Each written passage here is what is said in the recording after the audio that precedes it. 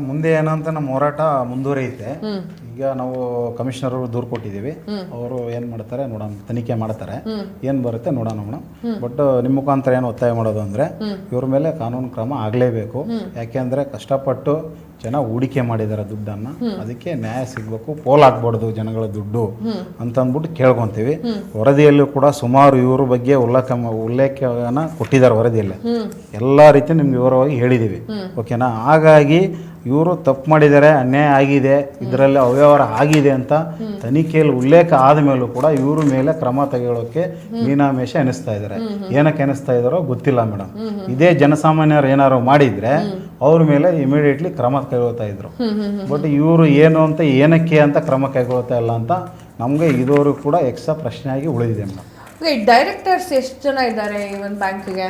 ಇವರು ಕುಟುಂಬ ಸದಸ್ಯರು 5 ಜನ ಇದ್ದಾರೆ ಮೇಡಮ್. 10 ಜನ ಅಧ್ಯಕ್ಷರು ಅವರು ಮಂಜಪ್ಪ ಅವರು, ಉಪಾಧ್ಯಕ್ಷರು ಅವ್ರ ಮಿಸ್ಸಸ್ಸು, 2 ಮಕ್ಕಳು, 1 ಸೊಸೆ ಮೇಡಮ್. 5 ಜನ ಇದ್ದಾರೆ ಮೇಡಮ್. 5 ಜನ ಇವ್ರಿಗೆ ಇಲ್ಲಿದೆ ನೋಡಿ, ಪ್ಲಸ್ ಬೇರೆ ಜನ 10 ಜನ ಇಲ್ಲಿ ಮಂಜಪ್ಪ ಪಿ ಅಧ್ಯಕ್ಷರು ಬೇರೆ ಇದ್ದಾರೆ ಬಟ್ ಇವರು ಫ್ಯಾಮಿಲಿ ಅವ್ಯವಹಾರನ ಮಾಡಿದ್ದಾರೆ ಮೇಡಮ್.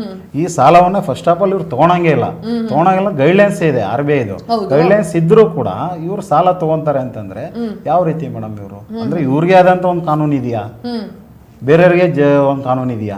ಬೇರೆ ಸೊಸೈಟಿಯಲ್ಲಿ ಡೈರೆಕ್ಟರ್ಸ್ಗಳಿಗೆ ಒಂದು ಕಾನೂನು, ಇವ್ರಿಗೊಂದು ಕಾನೂನು. ಅದೇ ನೀವ್ ಹೇಳ್ತಾ ಇದ್ದೀರಾ, ಅವ್ರಿಗೆ ಅಮೌಂಟ್ ಬೇಕಿತ್ತು, ಸಾಲ ಬೇಕಿತ್ತು ಅನ್ನೋದಿದ್ರೆ ಅವ್ರ ಇದ್ರಲ್ಲಿ ಬ್ಯಾಂಕ್ ಅಲ್ಲಿ ಯಾಕೆ ಬೇಕಾಗಿತ್ತು, ಬೇರೆ ಬ್ಯಾಂಕ್ ಅಲ್ಲಿ ತಗೋಬೋದಾಗಿತ್ತು. ಆಮೇಲೆ ಅದು ಸಾಲನ ಹೆಂಗ್ ತಗೊಂತಾರೆ ಮೇಡಮ್? ಇವರು ಒಂದು ಡಾಕ್ಯುಮೆಂಟ್ಸ್ ಇಟ್ಬಿಟ್ಟು 3 ಬಾರಿ ತಗೊಂತಾರೆ. ಅಂದ್ರೆ ರೀಪೇಮೆಂಟ್ ಮಾಡ್ಬೇಕಲ್ಲ. ಈಗ ನಿಮ್ಮ ಹತ್ರ ನಾನು ಒಂದು ಡಾಕ್ಯುಮೆಂಟ್ಸ್ ಕೊಟ್ಟಿದ್ದೀನಿ ಅಂದ್ರೆ ಅದನ್ನ ನಾನು ಸಾಲ ತಗೊಂಡು ಕೊಟ್ಟಾದ್ಮೇಲೆ ನೀವು ನನ್ಗೆ ವಾಪಸ್ ಡಾಕ್ಯುಮೆಂಟ್ಸ್ ಕೊಡ್ತಾರೆ, ಮತ್ತೆ ತಿರ್ಗಾ ಅಡಮಾನ ಮಾಡಬೇಕು, ಓಕೆನಾ. ಆ ಥರ ಮಾಡಿಲ್ಲ ಇವರು. ಒಂದು ಡಾಕ್ಯುಮೆಂಟ್ಸ್ ಇಟ್ಬಿಟ್ಟು ಆ ಸಾಲ ತೀರಿಸ್ಲಾರ ಮತ್ತೆ 1 ವರ್ಷ ಬಿಟ್ಟು 23ರಲ್ಲಿ ಇಡ್ತಾರೆ, ಮತ್ತೆ 24ರಲ್ಲಿ ಇಡ್ತಾರೆ, ಆ ಥರ ಇಟ್ಬಿಟ್ಟು ತೊಗೊಂಡಿದ್ದಾರೆ. ಅದು ಅಲ್ಲದೆ ವಿತೌಟ್ ಡಾಕ್ಯುಮೆಂಟ್ಸು ಕೊಡದೆ, ವಿತೌಟ್ ಡಾಕ್ಯುಮೆಂಟ್ಸ್ ಅಂದರೆ ಡಾಕ್ಯುಮೆಂಟ್ಸ್ ಕೊಡದೇನೆ 42 ಕೋಟಿವರೆಗೂ ಇವರು ತೊಗೊಂಡಿದ್ದಾರೆ ಹಣನ. ಆ ಥರ ಒಂದು ಹಗರಣ ಆಗಿದೆ. ಅದು ಬಿಟ್ಟು 100 ಕೋಟಿ ಹಗರಣ ಆಗಿದೆ ಅಂತ ನಮ್ಗೆ ಅನಿಸ್ತಾ ಇದೆ. ಇದೆಲ್ಲ ನೋಡಿದ್ರೆ 42 ಕೋಟಿ ಮಾತ್ರ ಅಲ್ಲ, 100 ಕೋಟಿ ಆಗಿರ್ಬೋದು ಅಂತ ನಮ್ಗೆ. ಡಾಕ್ಯುಮೆಂಟ್ಸ್ ಇಟ್ಟಿದಾರಲ್ಲ, ಈಗ ಒನ್ ಟೈಮ್ ಅಲ್ಲ, ಅವ್ರು 10 ಸಾರಿ ಸಾಲ ತಗೊಳ್ಳಿ ಪರವಾಗಿಲ್ಲ.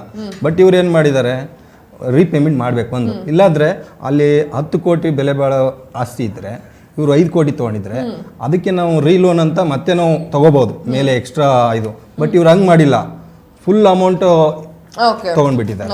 ಸರಿ, ಇನ್ನೇನಾದ್ರೂ ಹೇಳೋದಿದ್ಯಾ? ಏನಾದ್ರೂ ಸಂದೇಶಗಳನ್ನ ಕೊಡೋದಿದ್ಯಾ? ಕೊನೆಯದಾಗಿ ಏನು ಹೇಳ್ತೀರಿ? ಕೊನೆಯದಾಗಿ ಹೇಳೋದು ಇಷ್ಟೇ ಮೇಡಮ್. ಈಗೇನು ಫೆಡರೇಷನ್ ಅವರು ವರದಿ ಪ್ರಕಾರ ನಾವು ಕಂಪ್ಲೇಂಟ್ ಕೊಟ್ಟಿದ್ದೀವಿ. ಆ ಕಂಪ್ಲೇಂಟ್ ಪ್ರಕಾರ ಏನು ವರದಿ ಕೊಟ್ಟಿದ್ದಾರೆ, ಇದರಲ್ಲಿ ಅವ್ಯವಹಾರ ಆಗಿದೆ ಈ ಸೊಸೈಟಿಯಲ್ಲೇ, ಮಂಜಪ್ಪ ಅವರು ಮತ್ತು ಅವರ ಕುಟುಂಬ ಸದಸ್ಯರೇನು ಅವ್ಯವಹಾರ ಆಗಿದೆ ಅಂತ ಉಲ್ಲೇಖ ಮಾಡಿದ್ದಾರೆ. ಅವ್ರ ಮೇಲೆ ಶೀಘ್ರವಾಗಿ ತುರ್ತಾಗಿ ಕ್ರಮ ಕೈಗೊಳ್ಳಬೇಕು.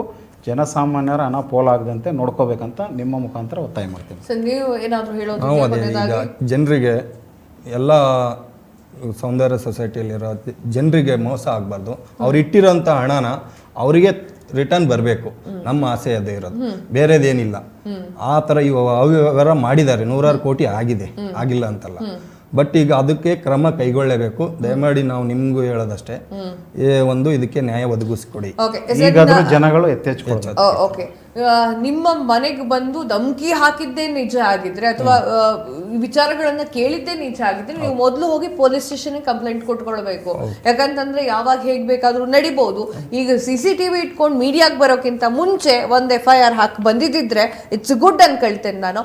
ಏನೋ ಗೋಲ್ಮಾಲ್ ಮಾಡಿರುವಂತಹ ದಂಪತಿಗಳು ಯಾರಿರ್ತಾರೋ ಅವರಿಗೆ ರೂಲ್ಸ್ ಅಂಡ್ ರೆಗ್ಯುಲೇಷನ್ಸ್ಗಳು ಗೊತ್ತಿದ್ರು ಇದೇ ರೀತಿಯಾಗಿ ಯಾಮಾರಿಸಿದ್ರೆ ಇದು ಅಪರಾಧವಾಗುತ್ತೆ.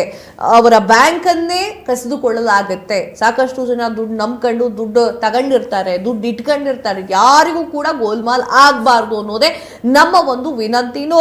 ಗಂಡ ಹೆಂಡತಿ ತಪ್ಪು ಮಾಡಿದ್ರೆ ಶಿಕ್ಷೆ ಅನುಭವಿಸಲೇಬೇಕು. ನೀವು ನಿಮ್ಮ ಪಾಡಿಗೆ ಒಂದು ಬ್ಯಾಂಕ್ ಇಟ್ಕೊಂಡು ಕೋಆಪರೇಟಿವ್ ಲಿಮಿಟೆಡ್ ಅಂತ ಇಟ್ಕೊಂಡು ಬೆಕ್ಕಾಬಿಟ್ಟಿಯಾಗಿ ದುಡ್ಡನ್ನ ಸಾಲವಾಗಿ ತೆಗೆದುಕೊಳ್ಳೋಕಾಗೋದಿಲ್ಲ. ಇದರ ಬಗ್ಗೆ ತನಿಖೆಗಳು ನಡೀಬೇಕು. ಇದರ ಬಗ್ಗೆ ಪೊಲೀಸರು ಕೂಡ ಎಚ್ಚೆತ್ತುಕೊಂಡು ವೇಗಗತಿಯಲ್ಲಿ ತನಿಖೆಯನ್ನ ಮಾಡಬೇಕು ಅನ್ನೋದೇ ಕಳಕಳಿ.